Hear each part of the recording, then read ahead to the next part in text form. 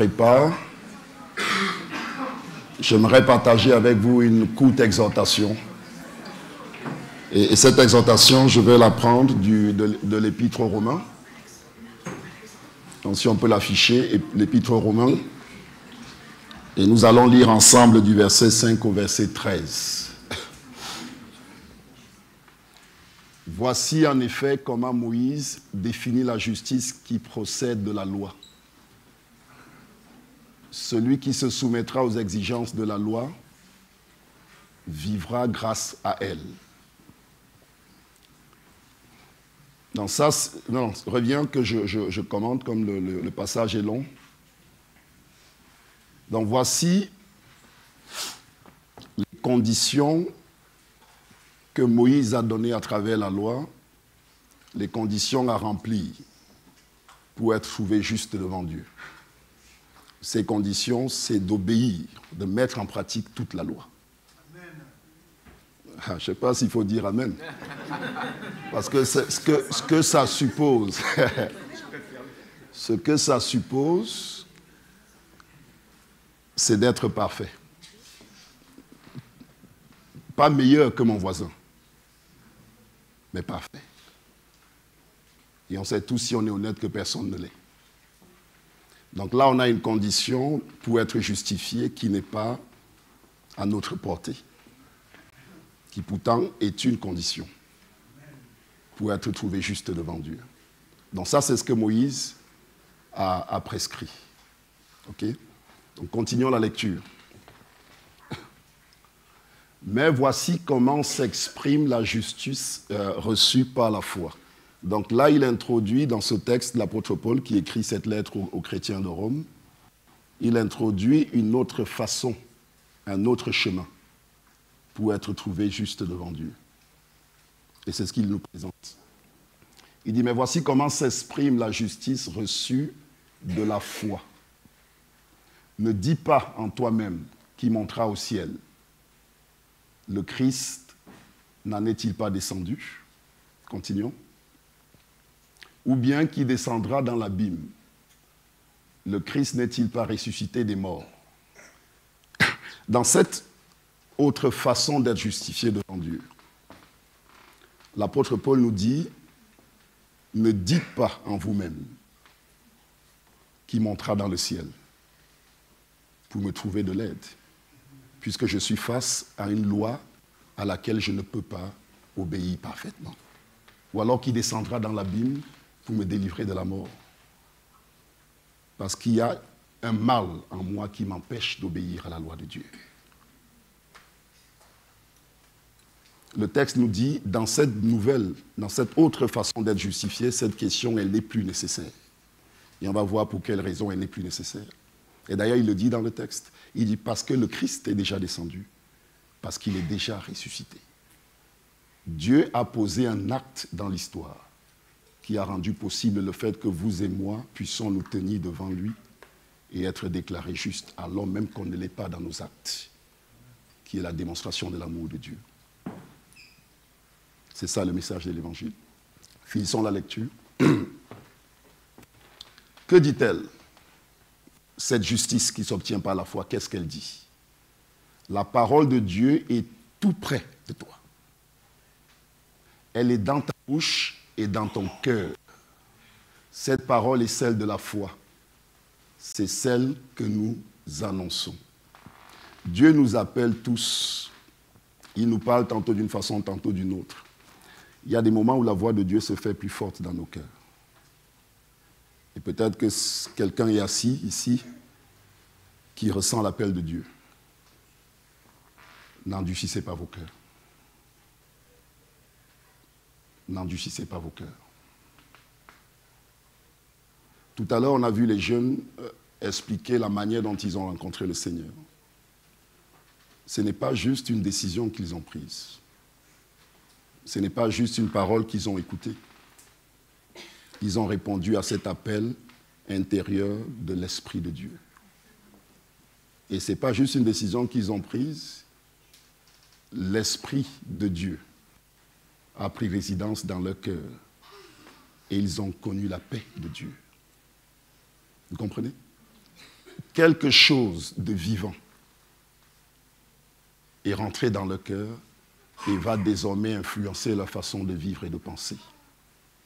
Et je trouve que c'est une bénédiction que ça se produise à ce si jeune âge. Parce que ça va être déterminant dans les choix qu'ils vont faire demain, dans la manière dont ils vont réagir en société, parce qu'ils ne se sentiront plus jamais seuls, parce que Dieu a pris résidence dans leur cœur, parce qu'ils ont obéi à cet appel. Ils ont obéi à cet appel. Continuons la lecture.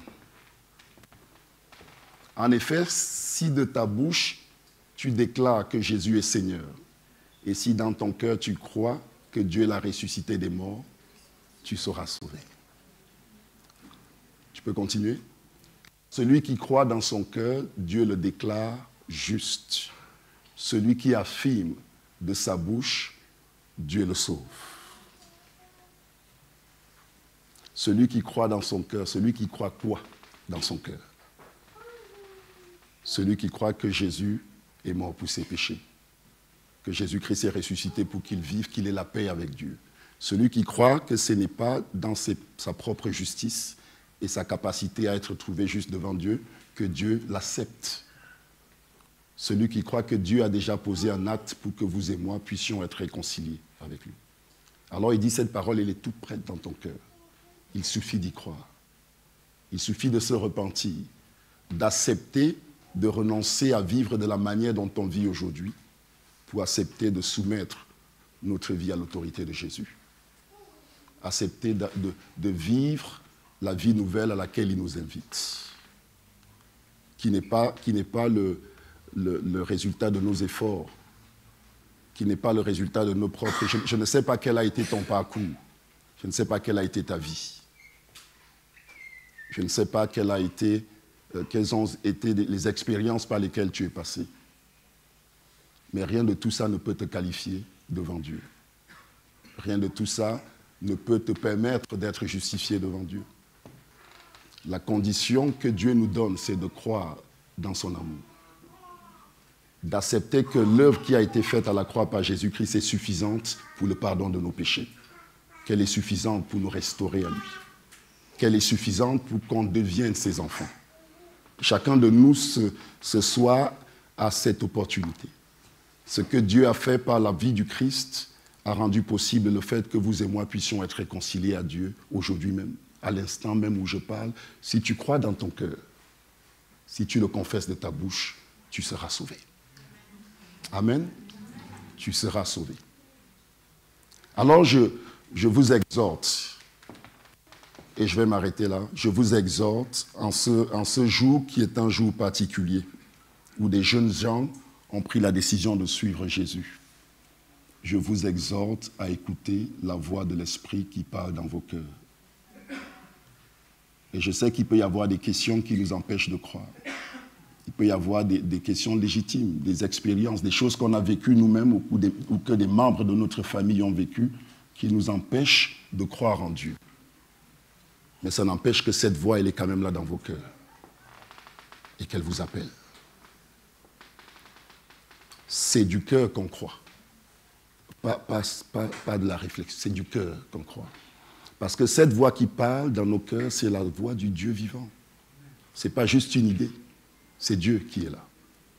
Et il vient dans tout son amour et dans toute sa puissance pour nous arracher de la servitude du péché et nous faire connaître son amour et son pardon, qui nous donne un nouveau départ, qui nous donne la possibilité d'être en communion avec lui et de faire l'expérience de sa paix. Et lorsque cette paix vient dans nos cœurs, elle nous transforme, elle transforme nos familles, elle transforme les gens qui sont autour de nous. Le règne de Dieu s'étend parce que nos cœurs ont changé. Et nous devenons nous-mêmes l'instrument par lequel il apporte le changement et la transformation dans nos vies et autour de nos familles. C'est ça que Dieu veut faire dans nos vies.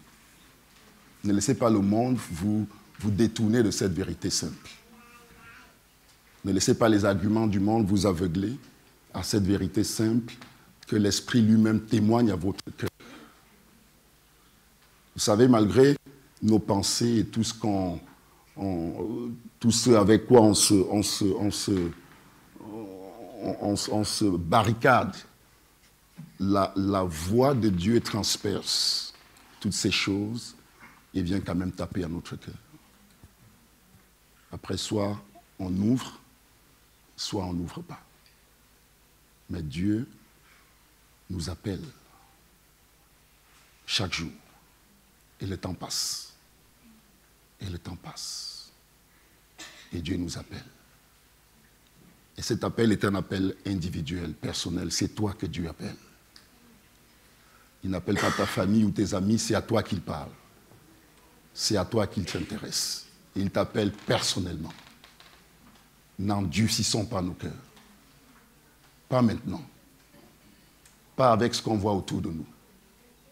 Pas dans ces moments où on vit dans le monde, où tout s'effondre. Pas maintenant.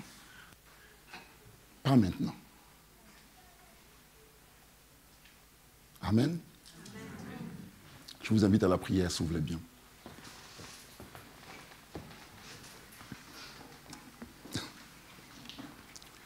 Je vous invite à fermer les yeux, si vous voulez bien. J'aimerais...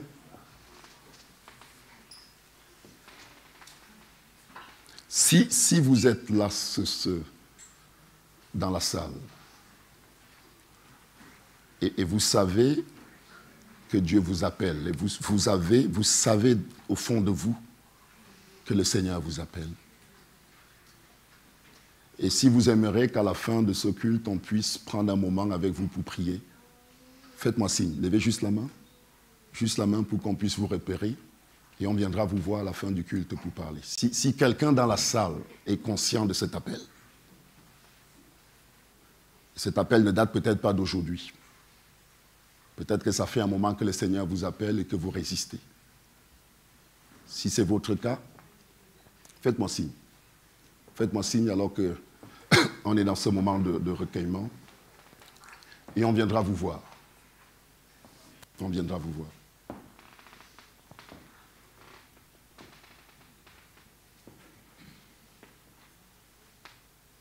Amen.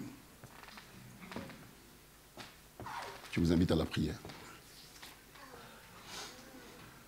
Seigneur, nous te remercions.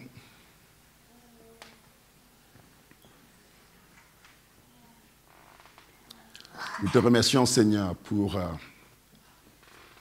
la bonne nouvelle que tu nous adresses à travers le message de l'Évangile. Si nous n'avions pas entendu cette nouvelle, Seigneur, nous ne saurions pas ton amour. On serait loin de s'imaginer que tu t'intéresses à nous au point de vouloir une communion avec nous, Seigneur. Mais tu as fait connaître la pensée de ton cœur pour nous, nous qui étions éloignés de toi. Tu nous as rapprochés par le sacrifice de Jésus et tu veux vivre dans nos vies.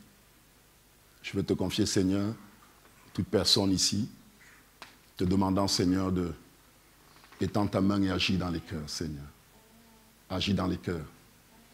Et amène les hommes et les femmes, Seigneur, que tu appelles à te connaître. Au nom puissant de Jésus-Christ, j'ai prié. Amen. Amen.